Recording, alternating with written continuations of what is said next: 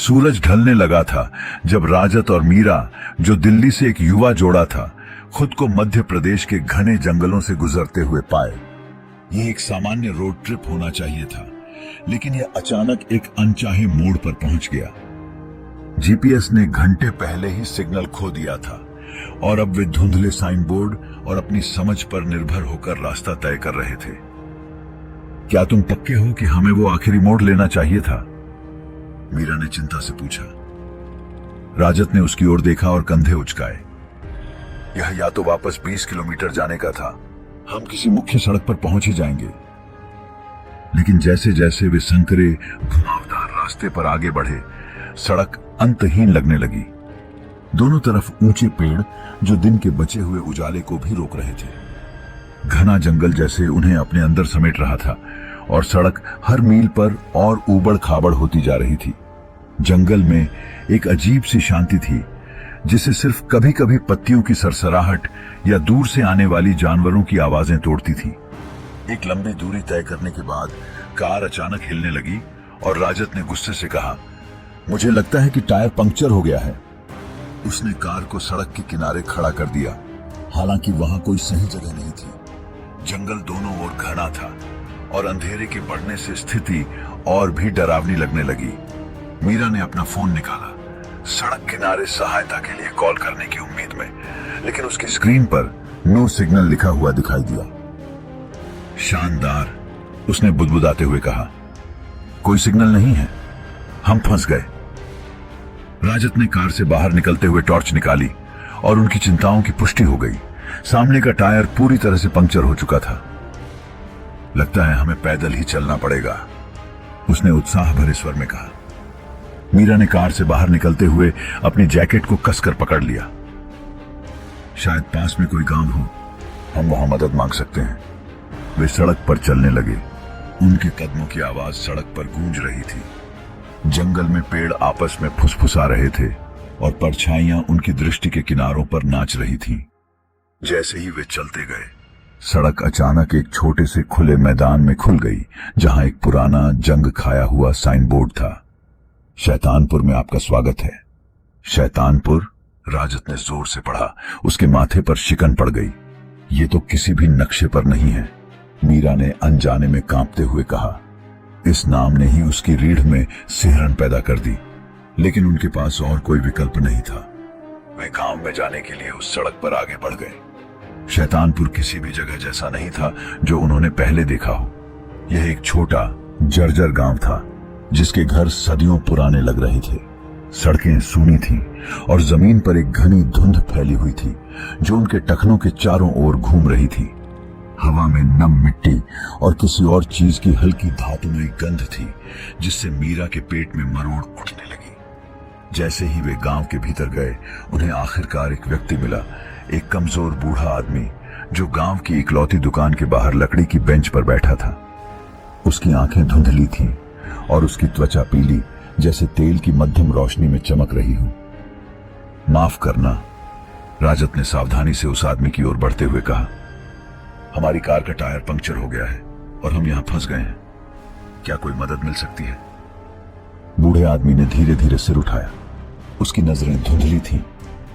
अजनबी हो? उसने कराहते हुए कहा। शैतानपुर में तुम्हारे जैसे बहुत कम आते हैं। मीरा ने राजत की ओर चिंतित नजरों से देखा। हम बस यहां से गुजर रहे हैं। अगर हमें हमारी कार के टायर में थोड़ी मदद मिल जाती तो। बूढ़े आदमी के होठों पर टेढ़ी मुस्कान आई। तुम शैतानपुर से बस यूं ही नहीं गुजरते बच्ची। शैतानपुर फैसला करता है कि तुम यहां रुकोगे या नहीं। राजत की रीढ़ में ठंडक दौड़ गई, लेकिन उसने मुस्कुराने की कोशिश की। हम सच में बस कुछ मदद चाहते हैं, किसी मिस्त्री या किसी और की, जो हमारे टायर की मरम्मत कर सके। बूढ़े ने जवाब नहीं दिया। इसके बजाय वह धीरे धीरे अपने पैरों पर खड़ा हो गया। उसके झुके हुए शरीर और मुड़े हुए अंग सामने आ गए। मेरे साथ आओ, उसने कहा। इशारे से उन्हें अपने पीछे आने के लिए बुलाया। अपनी बेहतर समझ के बावजूद राजत और मीरा बूढ़े आदमी के पीछे पीछे गांव की घुमावदार गलियों से गुजरे। धुंध और घनी हो गई और परछाइयां और गहरी हो गईं। जैसे ही वे चले, गांव अजीब तरह से शांत था। बस उनके कदमों की आवाज सुनाई दे रही थी। आखिरकार वे गांव के किनारे एक छोटे जर्जर घर के पास पहुंचे। बूढ़े ने चरमराते दरवाजे को धक्का देकर खोला और उन्हें अंदर आने का इशारा किया। अंदर घर में केवल एक तेल के दीपक की मध्यम रोशनी थी, जिससे दीवारों पर लंबी झिलमिलाती परछाइयां बन रही थीं। हवा में सड़न की गंध थी। यहां इंतजार करो, बूढ़े आदमी ने आदेश दिया और फिर दूसरे कमरे में चला गया। मीरा ने राजत की बाह को कसकर पकड़ लिया। मुझे यह जगह अच्छी नहीं लग रही राजत, हमें यहां से निकल जाना चाहिए। लेकिन इससे पहले कि राजत कुछ कह पाता, दूसरे कमरे का दरवाजा चरमराया और खुला और कुछ गांव वाले अंदर आ गए। वे लोग अजीब थे, भिन्न उम्र के पुरुष और महिलाएं, लेकिन सभी की त्वचा पीली और आंखें खोखली थीं। वे राजत और मीरा को उस तीव्रता से घूर रहे थे जिसने उन्हें असहज कर दिया। उनमें से एक लंबा आदमी टेढ़ी मुस्कान के साथ आगे आया। तुम्हारा यहां स्वागत है, उसने कहा। उसकी आवाज में कुछ ऐसा था जो पूरी तरह से ईमानदारी से नहीं था। लेकिन शैतानपुर में आने की कीमत होती है। राजत ने भौहें चढ़ाई। तुम्हारा क्या मतलब है? उस आदमी की मुस्कान और चौड़ी हो गई। उसके पीले दांत दिखने लगे। कोई शैतानपुर से बिना कीमत चुकाए नहीं जाता, तुम जल्दी ही समझ जाओगे। इससे पहले कि वे प्रतिक्रिया कर पाते, गांव वाले उनके चारों ओर घिरने लगे। उनकी आंखें अब किसी बुरी भूख से चमक रही थी। राजत और मीरा पीछे हट गए। उनके दिल तेजी से धड़क रहे थे, लेकिन वहां से निकलने का कोई रास्ता नहीं था। उनके पीछे का दरवाजा जैसे अपने आप बंद हो गया था, उन्हें अंदर फंसा दिया था। गांव वाले एक नीची गूढ़ ध्वनि में गाना शुरू कर दिए। उनकी आवाजें एक डरावनी धुन में मिलकर गूंजने लगी, जिसने दोनों की रीढ़ में सिहरन पैदा कर दी। कमरा घूमने लगा, दीवारें उन पर बंद होने लगी। मीरा को अचानक बेहद डरावनी भावना महसूस हुई, जैसे कुछ भयानक होने वाला था। और फिर सब कुछ काला हो गया। जब राजत ने अपनी आंखें खोली तो उसने खुद को ठंडी कठोर जमीन पर पड़ा पाया। उसके सिर में दर्द हो रहा था और उसकी दृष्टि धुंधली थी। जब वह धीरे धीरे उठकर बैठा तो उसने महसूस किया कि वह अब उस छोटे से घर में नहीं था। वह बाहर था, गांव के चौक के बीच में लेटा हुआ। मीरा, उसने पुकारा। उसकी आवाज कमजोर और कर्कश थी। कोई जवाब नहीं आया। पैनिक में उसने जल्दी से चारों ओर देखा, मीरा का कोई संकेत खोजने की कोशिश करते हुए। लेकिन गांव शांत था। धुंध जमीन पर लटकी हुई थी। घर अंधेरे और खाली थे और उन गांव वालों का कोई निशान नहीं था जिन्होंने उन्हें पहले घेर लिया था। मीरा, उसने फिर से पुकारा।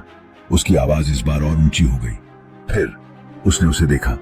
मीरा गांव के किनारे पर खड़ी थी। उसकी पीठ उसकी तरफ थी। उसने राहत की सांस ली और जल्दी से उसकी ओर भागा। मीरा, तुम ठीक हो? उसने उसका कंधा पकड़ते हुए पूछा। लेकिन जैसे ही उसने उसे घुमाया, उसने देखा कि उसके चेहरे पर कोई भावना नहीं थी। उसकी आंखें खोखली थीं, जैसे उसने किसी गहरी अज्ञात शक्ति से कुछ खो दिया हो। मीरा, उसने हिचकते हुए कहा, लेकिन उसने कुछ नहीं कहा। इसके बजाय उसने अपना हाथ उसकी ओर बढ़ाया, लेकिन उसकी उंगलियों की पकड़ ठंडी और अजनबी थी। वह अब मीरा नहीं थी जिसे वह जानता था। तुम्हें क्या हो गया है? उसने धीरे से पूछा। उसकी आवाज में डर था। और फिर उसने उसे देखा। उसके पीछे गांव वालों की वह अजीब भीड़ जो धीरे धीरे आगे बढ़ रही थी।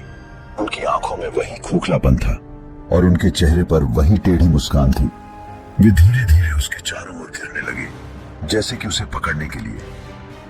राजत ने पीछे हटने की कोशिश की, लेकिन उसकी टांगें अब उसे धोखा देने लगी। उसकी दृष्टि धुंधली हो गई और उसका सिर घूमने लगा। वह अपने भीतर एक अजीब कमजोरी महसूस करने लगा, जैसे कि उसकी ताकत किसी अज्ञात शक्ति द्वारा चुरा ली गई हो। और फिर सब कुछ फिर से काला हो गया। जब वह फिर से होश में आया तो उसने खुद को गांव के चौक में पाया। इस बार वह अकेला नहीं था। गांव वाले उसके चारों ओर थे और उनके चेहरों पर एक अजीब अजीब तरह की शांति थी। उनके बीच में वह भी खड़ा था, एक नए रूप में, एक नए चेहरे के साथ। अब वह भी उनमें से एक था, अपनी पिछली यादों को खो चुका। अब बस एक नया सदस्य था इस अजीब रहस्यमय गांव का। समय के साथ वह शैतानपुर के रहस्यों और उसके अजीब निवासियों के साथ सामंजस्य में आ गया। उसकी पुरानी यादें धीरे धीरे धुंधली हो गईं और वह भी गांव वालों जैसा हो गया, शांत, रहस्यमय और पूरी तरह से गांव के हिस्से में खो गया। शैतानपुर में अतीत का कोई महत्व नहीं था, बस वर्तमान था और गांव के चारों ओर लिपटी हुई घनी धुंध जो हर चीज को अपने अंदर समेटे रखती थी। और इस तरह राजत ने अपने दिन शैतानपुर में बिताने शुरू किए, कभी कोई सवाल किए बिना, कभी किसी भी चीज पर शक किए बिना। बस और एक आत्मा जो इस गांव के रहस्य और इसकी अद्भुत शक्ति के आगे झुक गई थी।